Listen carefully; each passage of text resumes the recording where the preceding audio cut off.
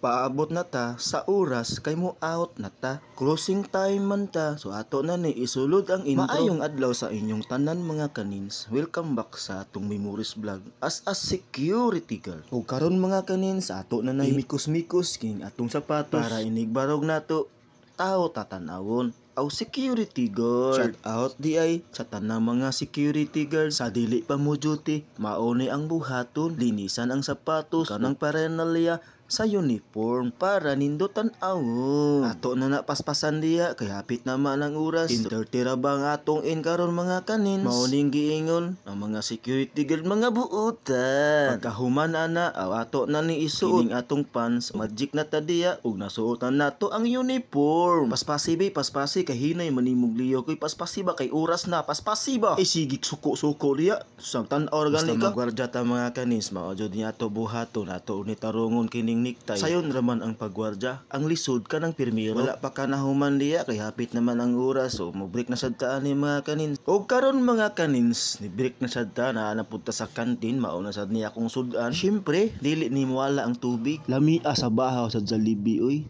Yummy. Ug ato sa gulan kining isda sa bato. Oops, ay sa after that nahuman naman. Niya na ta diri sa CR. Magpalinis na pud ta ani sa atong ngipon. Oy, smile, be smile.